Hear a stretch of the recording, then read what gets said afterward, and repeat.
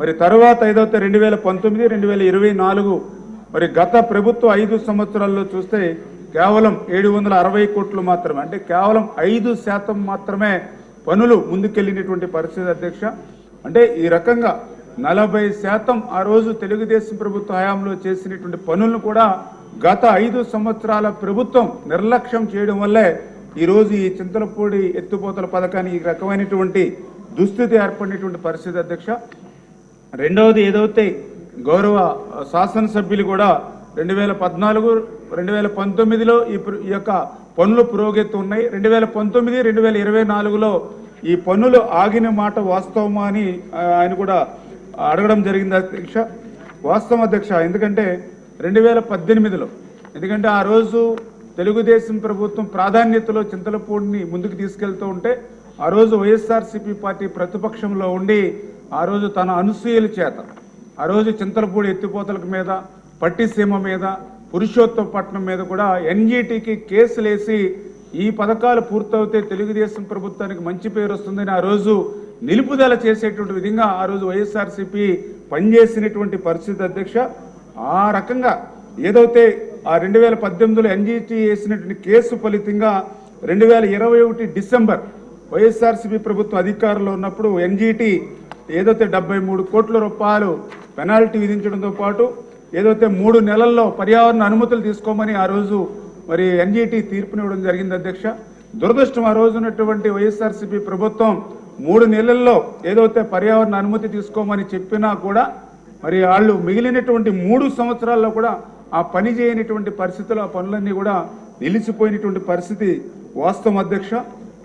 అందుచేతే ఈరోజు ఈ ప్రభుత్వం ఎన్డీఏ ప్రభుత్వం అధికారంలోకి వచ్చింది.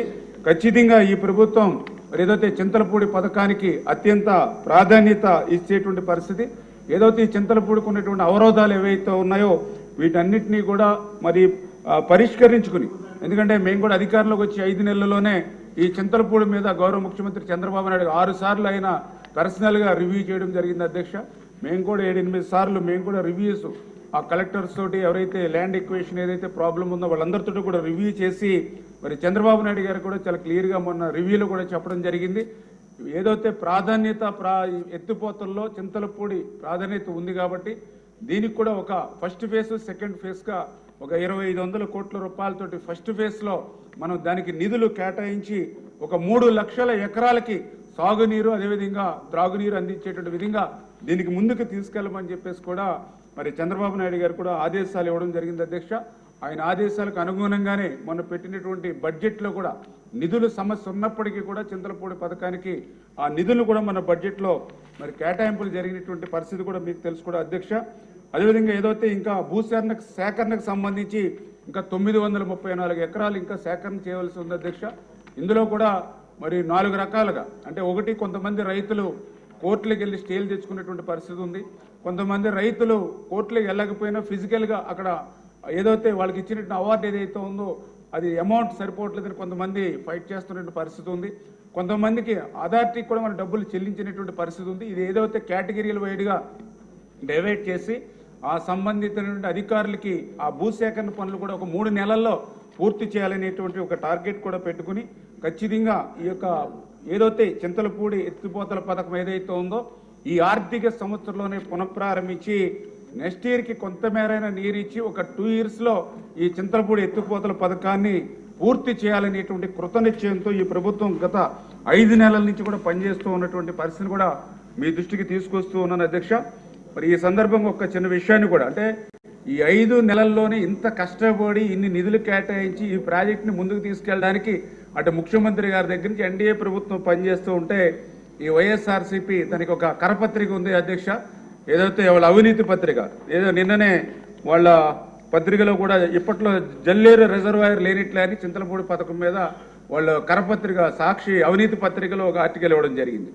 నేను కూడా చెప్తూ ఉంటా, ఏదైతే మనం కూడా సిగరెట్ ప్యాకెట్ మీద చూస్తూ ఉంటాం పొగ తాగుట ఆరోగ్యానికి హానికరం అని, అదేవిధంగా సాక్షి పత్రిక చదవడం కూడా ఆరోగ్యానికి హానికరమే అధ్యక్ష.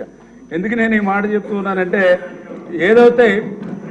ఏదైతే జల్లేరు రిజర్వాయర్ లేనట్టే అని చెప్పేసి వీళ్ళు ఈరోజు వాళ్ళ పత్రికలో మ్యాటర్ వేసుకున్నారు.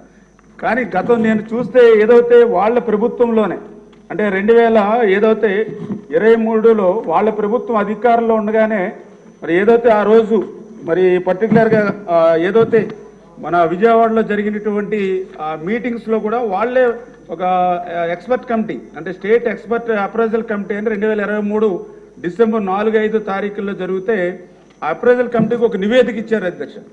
వాళ్ళు ఇచ్చినటువంటి నివేదికలో చాలా క్లియర్గా submit affidavit for stating that no earthworks dams and no reservoirs are proposed to be constructed in the project.